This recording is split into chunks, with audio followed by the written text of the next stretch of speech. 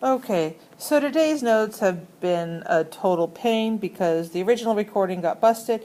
The second recording, I don't even know what happened, so we're trying this third time's a charm. I'm going to back everything up, and I'm going to just go forward. So we're looking at things, we're ranking them from the greatest to least, and we're going to have four segments, A, B, C, and D. Okay, so if looking for displacement, the first thing we need to realize about that is that it is a vector. Displacement means that vector has both magnitude and direction, so direction matters. Giving myself some white space, and up here in the left corner, you're seeing me write down the equation for displacement. So at A, it's final minus initial, 400 minus 0, it gives me 400 meters for my displacement. For B, it doesn't change, it's just 400 minus 400.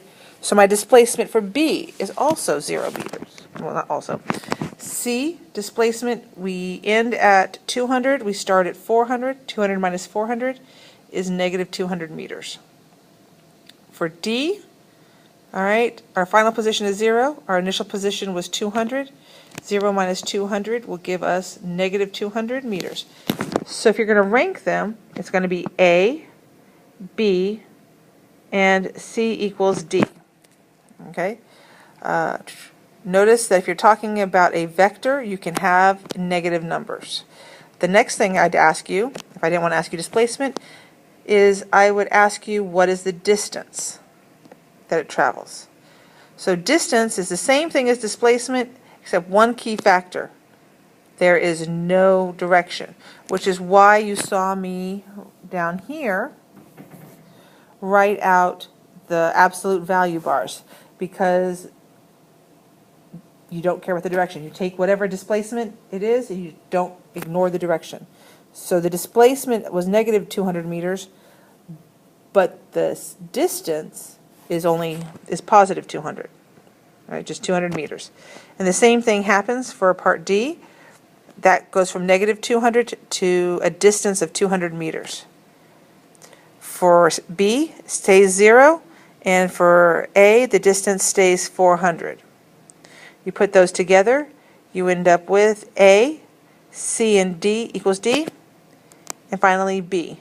Note that if you're dealing with something that has distance, the smallest value of a distance ranking is 0. The smallest value any distance could be a 0. You will never have a negative distance. All right, and you will never have a negative distance because distance is a scalar, which means the only thing that matters is the size. So we've done displacement and we've done distance. Now let's do velocity. Velocity is based off of displacement. It's displacement divided by time. I'm going to use the values I already have in here to go ahead and solve for velocity. So for A, we'll take our displacement of 400, divide it by 40 seconds, and we end up with 10 meters per second. Okay, for B, our displacement was 0, which means our velocity is also 0. For C, you see me over here, it is negative 200 from our displacement divided by 20 seconds, giving us negative 10 meters per second. And you can find what happens here. This is where it's a little bit different.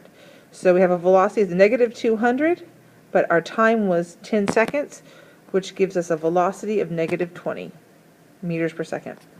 So if I wanted to rank them, A is the biggest at 10 meters per second, B is 0, C is negative 10, and D is negative 20.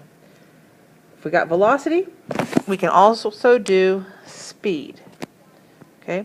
Now velocity is a vector, which is why we had the negative values, but speed is a scalar. There are no negative values with scalars.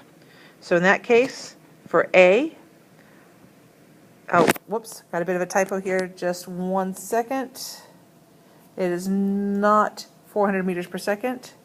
It is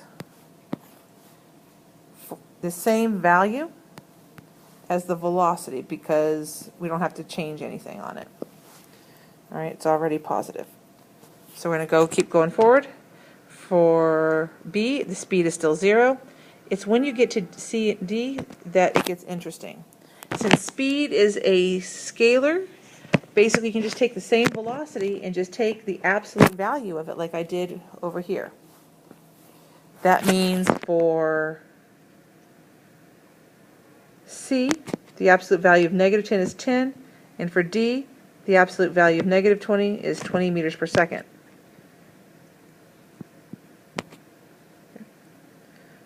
So let's go ahead and put that into a ranking.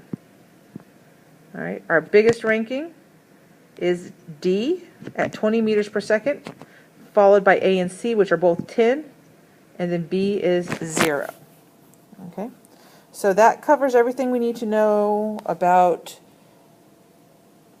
displacement, distance, velocity, and speed. Okay, we get our distance and displacement from our y-axis. We get our velocity and our speed from the slope. The difference between those is whether or not we're going to count direction. Now, I got one more thing I want to talk to you about. We hit it in 3rd and 6th, but we weren't not quite as much time in 8th. So I'm going to cover one more graph with you, and this is for your notes.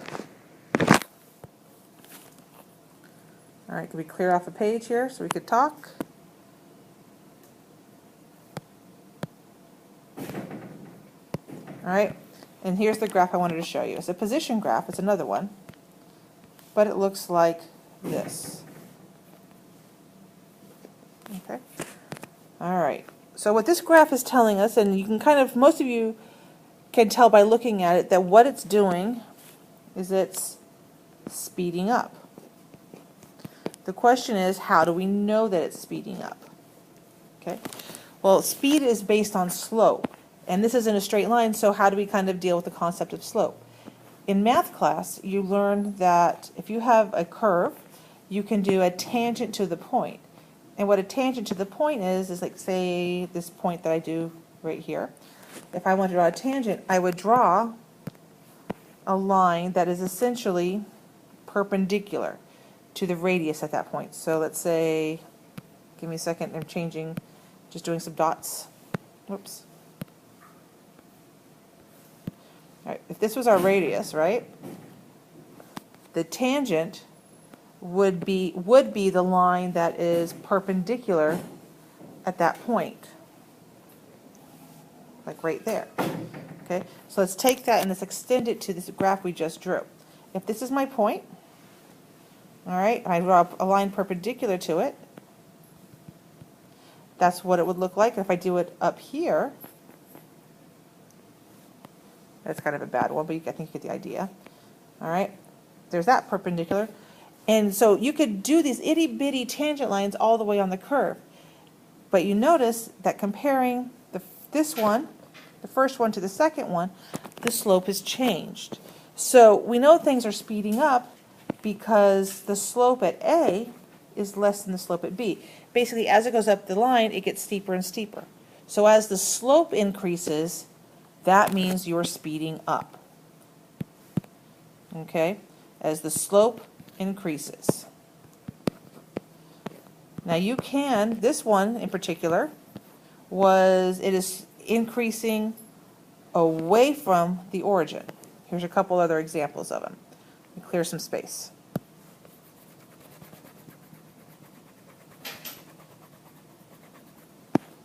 Okay, so we've got, this one was increasing away from the origin. The slope was getting bigger as we got further away. On this one, the second one, you see it's getting steeper the closer you get. So